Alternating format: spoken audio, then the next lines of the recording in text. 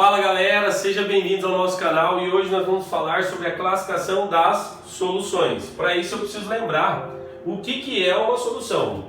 Solução, basicamente, são misturas homogêneas de dois ou mais componentes. Então eu tenho sempre uma solução, no caso, o soluto mais o solvente, beleza? Soluto mais o solvente. Quem é o meu soluto? O meu soluto eu posso chamá-lo de disperso, beleza? E o meu solvente eu posso chamá-lo de dispersante, ok? Dispersante. Então, soluto é o meu disperso, o solvente é o meu dispersante. Professor, coloca um exemplo para a gente visualizar aí. Vamos colocar aqui um exemplo para vocês visualizarem. Aqui eu tenho, no caso, um becker, certo? Constituído de água e sal dissolvido, NaCl. Quem é o meu soluto e quem é o meu solvente nesse caso aí? A água é o meu solvente, certo? Porque a água é o que dissolve ou o que é dissolvido? É o que dissolve. E o NaCl é o que é dissolvido, beleza? Então a água é o meu solvente e o NaCl, no caso, é o meu soluto. Vamos só lembrar aqui que solução são todas as soluções, né? São misturas homogêneas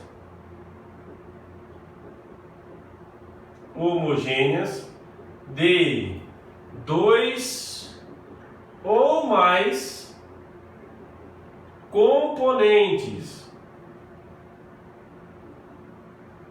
Show, galera? Dois ou mais componentes.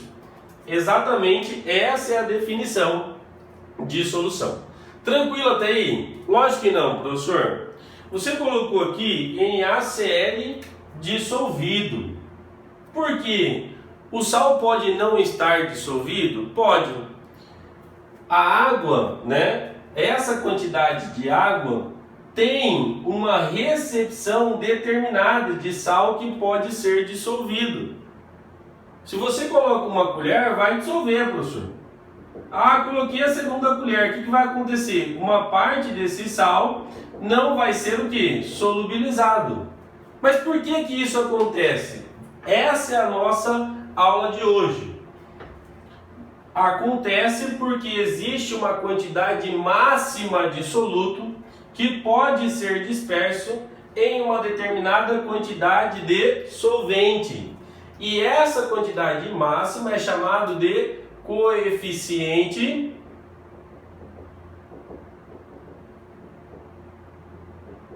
de solubilidade. Coeficiente de solubilidade.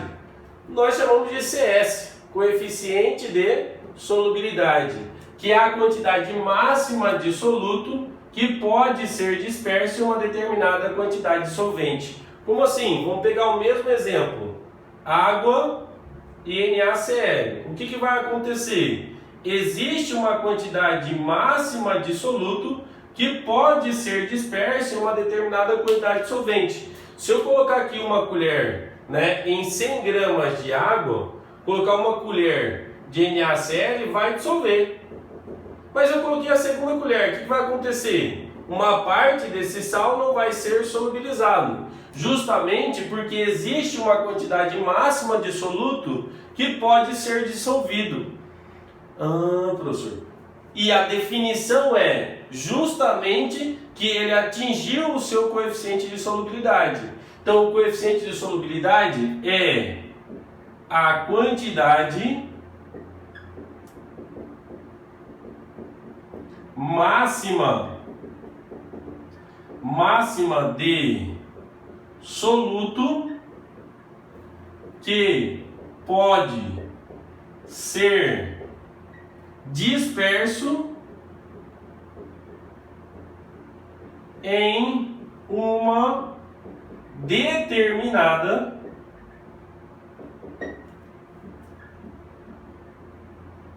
quantidade de solvente. Beleza? Então, todas as vezes que falar sobre o coeficiente de solubilidade, o coeficiente de solubilidade é a quantidade máxima de soluto que pode ser disperso em uma determinada quantidade de solvente. Aí eu estou escutando meus alunos falar assim: professor, mas se eu aquecer, esse sal que está no fundo desse sistema vai ser dissolvido. E agora, José, existe, alguma relação do coeficiente de solubilidade com esse processo de aquecimento? Sim. O coeficiente de solubilidade só tem um fator, e esse fator é o tesão, no caso, a temperatura. A temperatura é o único fator que vai interferir na onde? No meu coeficiente de solubilidade. Então, faltou alguma coisa aqui, professor? Lógico, eu deixei aqui justamente para a gente terminar. É a quantidade máxima de soluto que pode ser disperso em uma determinada quantidade de solvente a uma dada temperatura.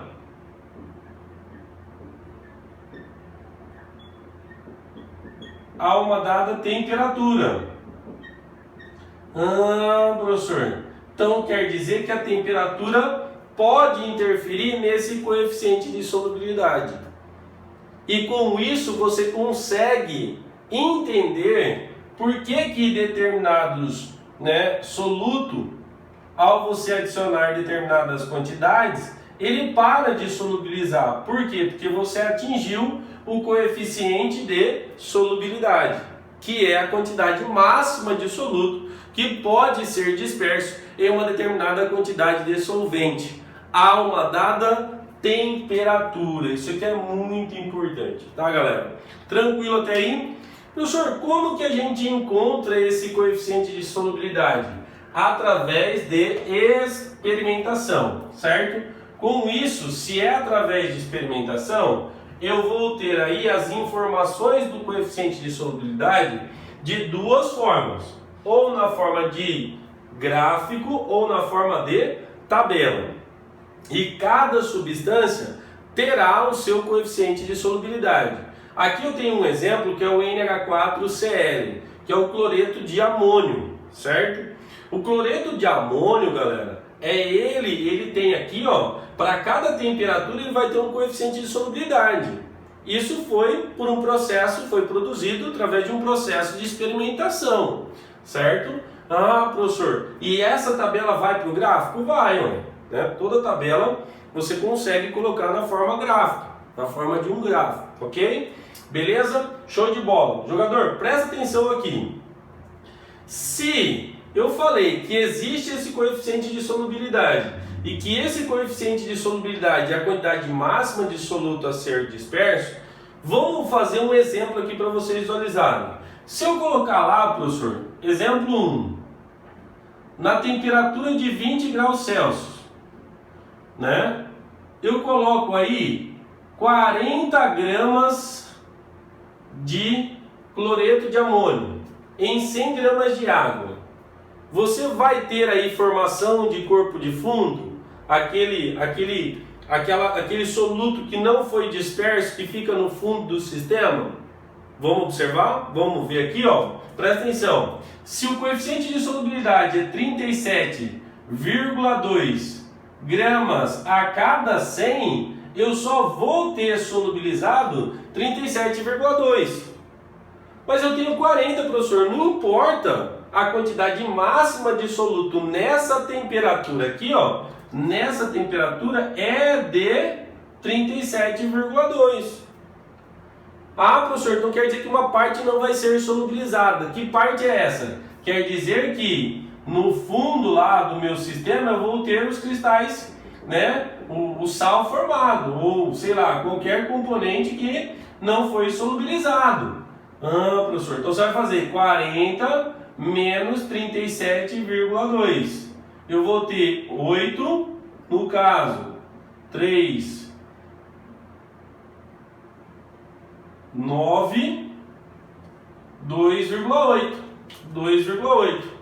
Beleza? Então eu vou ter aqui, no fundo, possivelmente 2,8 gramas de cloreto de amônio, ok? Eu só fiz a conta aqui para vocês entenderem, né, que existe uma quantidade máxima. Se eu coloco uma quantidade superior, o que vai acontecer, professor? Uma parte desse sal não vai ser solubilizado. Tranquilo?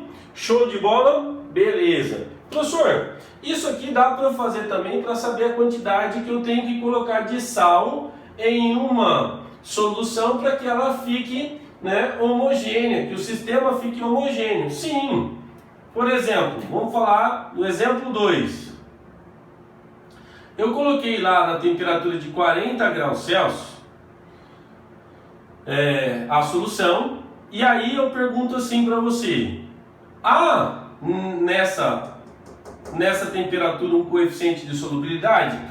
Qual que é o coeficiente de solubilidade? Está tabelado: 45,8 gramas a cada 100 gramas de água. Certo? Professor, mas eu quero fazer uma solução de, vamos colocar aí, de 500 gramas de solvente, 500 gramas de água. Quanto que eu vou utilizar de sal? X, regrinha de 3 básica, né? Corto os zeros aqui para você ter menos dificuldade. E aí você aplica 45,8 vezes 5. 5 vezes 8, 40. 5 vezes 5, 25. Mais 4, 29. 5 vezes 4, 20. Mais 2, 22. Você vai precisar aí, de 229 gramas de NH4Cl para fazer essa solução, né, ser um sistema homogêneo. Beleza? Galera, muito atenção com relação a essas continhas. A tabela ela vai servir como base no processo de resolução de exercício, ok? Professor, eu tenho um exercício aqui que fala o seguinte, que ele tinha uma solução, né, homogênea na temperatura de 60 graus Celsius. Essa mesma solução. E sofreu um resfriamento.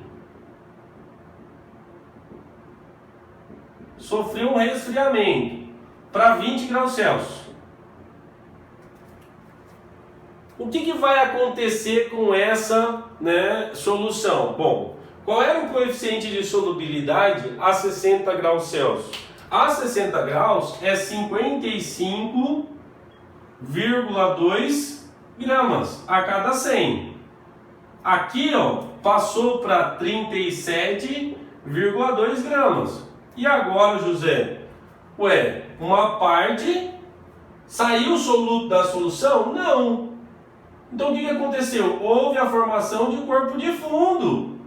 Aí ele pergunta quanto de corpo de fundo vai ser formado. Se for 100 gramas a cada 100 gramas, o que você vai ter que fazer, galera? Só subtrair 55,2 menos 37,2. 0, 15, 8, 1.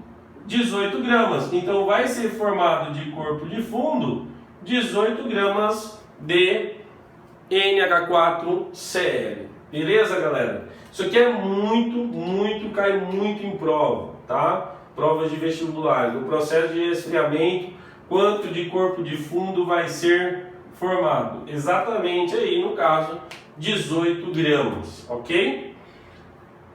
Show de bola, jogador! Bom, professor, o senhor explicou aí que o coeficiente de solubilidade ele serve para identificar se o sistema ele é homogêneo, se o sistema vai ficar heterogêneo quando a quantidade é superior. Com isso você consegue classificar, né, as soluções. E elas são classificadas de acordo com o coeficiente de solubilidade. É ele quem classifica.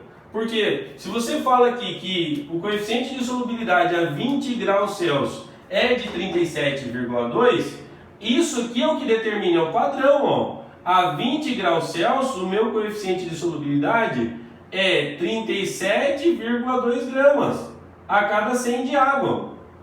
Certo?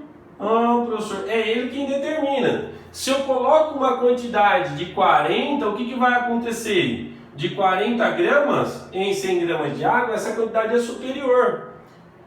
Então, se ela é superior, ela vai ser classificada como uma solução super saturada. Por que é super saturada? Porque a quantidade está superior. Escreva aí, ó, superior.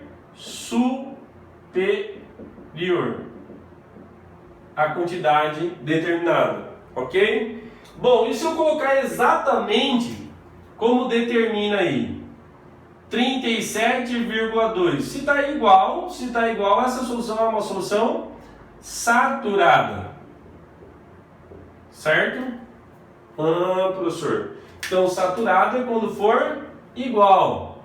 Certo? E se eu colocar uma quantidade de 20 gramas? 20 gramas é inferior à quantidade determinada. Se é inferior, ela é insaturada.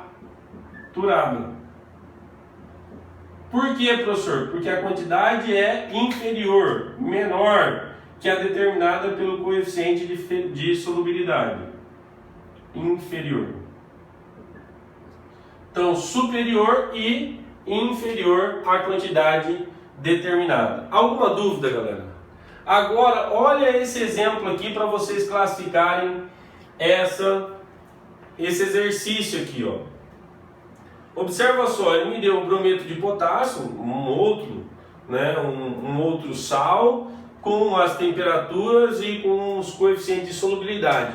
Todo exercício, galera, vai vir assim. Todo exercício vai vir assim, ou na forma de tabela ou na forma de gráfico, certo? Aqui ele me deu uma tabela.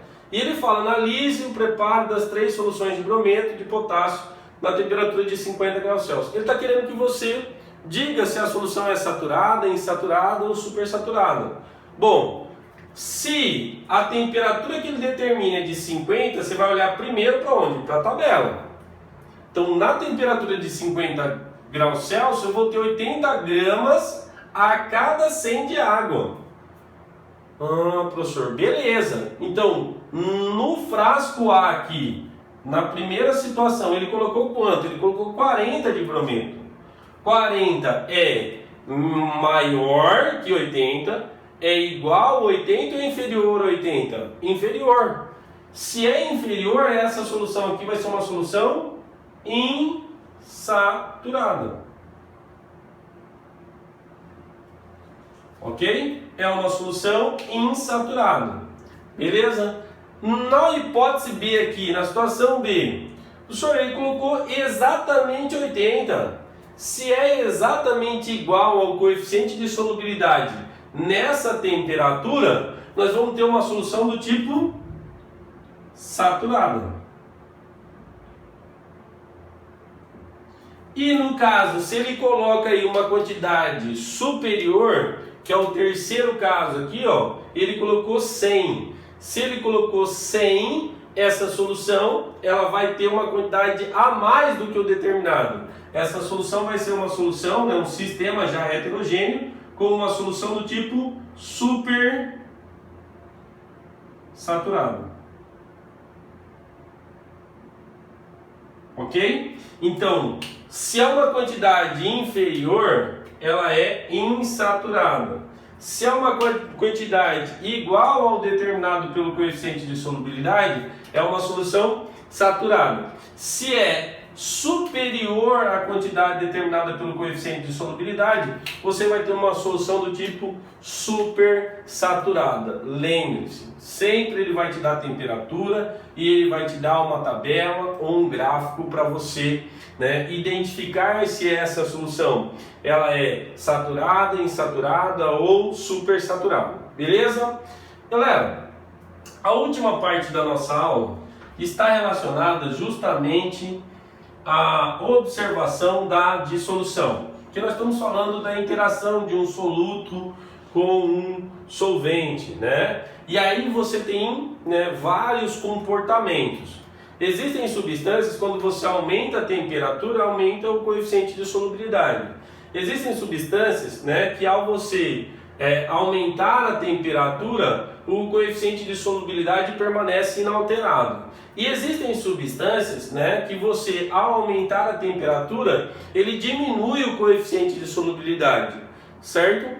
Então, o que acontece? Cada comportamento desse, ele vai ser classificado também, né? Porque nós falamos sobre o coeficiente de solubilidade e identificamos saturada, insaturada e supersaturada. Foi o que a gente falou, saturada, insaturada e supersaturada. Aqui, quanto à temperatura, nós também vamos ter o que? Suas classificações, né? No caso, nós temos aqui dissoluções endotérmicas, dissoluções atérmicas e dissoluções do tipo que?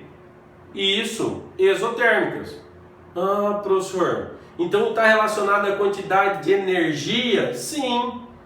Beleza, então como que eu faço para identificar uma dissolução endotérmica? Endotérmica, vamos escrever aqui, ó. Endotérmica. Quando que uma dissolução será endotérmica? Quando aumenta a temperatura e aumenta o coeficiente de solubilidade.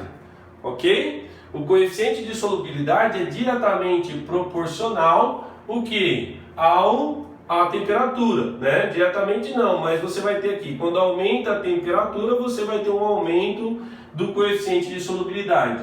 Aumentou a temperatura, aumentou o coeficiente de solubilidade.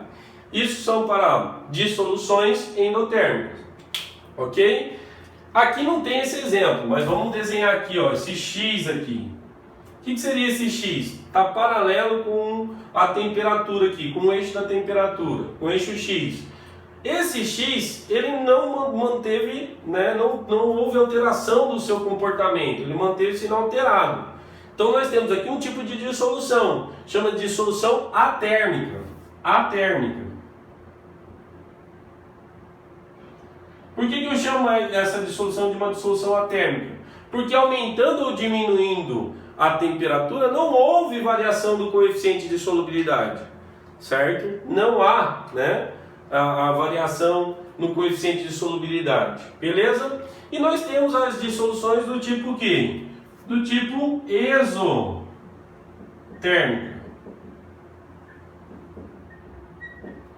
E quando que eu consigo observar isso? Quando você aumenta a temperatura e o coeficiente de solubilidade diminui. Então, aumentando a temperatura, diminui-se o coeficiente de solubilidade. Beleza?